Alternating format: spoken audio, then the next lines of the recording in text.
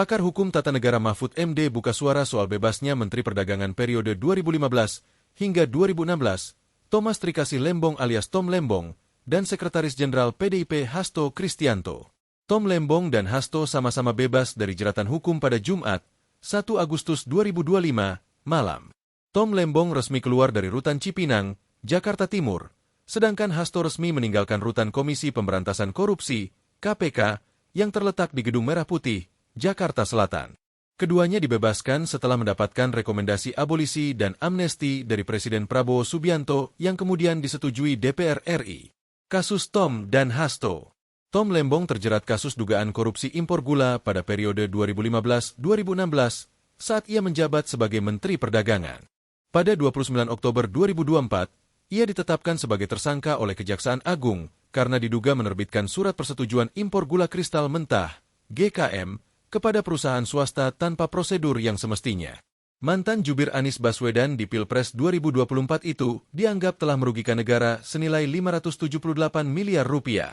Tom Lembong didakwa pasal 2 ayat 1 atau pasal 3 Jo pasal 18 UU Tipikor dan pasal 55 ayat 1 ke 1 KUHP karena dianggap memperkaya pihak lain dan merugikan negara. Pada 4 Juli 2025, jaksa menuntut hukuman 7 tahun penjara dikurangi masa tahanan serta denda 750 juta rupiah kepada Tom Lembong. Lalu, pada 1 Agustus 2025, Presiden Prabowo Subianto atas persetujuan DPR RI memberikan abolisi atau penghapusan seluruh proses hukum kepada Tom Lembong. Tom Lembong akhirnya dibebaskan dari seluruh vonis hukuman penjara selama 4 tahun 6 bulan. Dengan keputusan ini, semua tuntutan dan eksekusi pidana terhadapnya dihentikan, seolah urusan hukumnya tak pernah terjadi. Berbeda dengan Hasto, ia mendapatkan amnesti dari Prabowo. Amnesti diberikan karena Hasto sebelumnya telah dinyatakan bersalah dalam kasus penyuapan terkait pergantian antar waktu, PAW, DPR untuk Harun Masiku. Sementara di kasus lain, yakni tuduhan melakukan obstruction of justice dalam konteks kasus penghalangan penyidikan terhadap Harun Masiku, Hasto tak terbukti.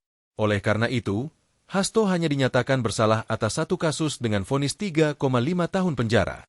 Prabowo lalu memberikan amnesti kepada Hasto yang disampaikan melalui Surat Presiden nomor 42 pers 07/2025 yang diterbitkan pada Rabu, 30 Juli 2025, dan telah disetujui DPR pada Kamis, 31 Juli 2025. Tapi yang terpenting sekarang, jeritan hati nurani masyarakat agar hukum tidak dijadikan alat politik. Agar hukum itu ditegakkan hukum sebagai hukum, bukan karena pesanan politik. Sekarang memberi harapan baru kepada kita bahwa hukum akan mulai ditegakkan dan mudah-mudahan ini akan berlanjut. Kita doakan Presiden Prabowo tetap mendapat semangat untuk menjadikan negara ini sebagai betul-betul negara hukum. Jeritan hati masyarakat dan opini publik serta public common sense ternyata benar bahwa kasus yang menimpa Hasto Kristianto dan Tom Lembong memang sangat kental nuansa politiknya.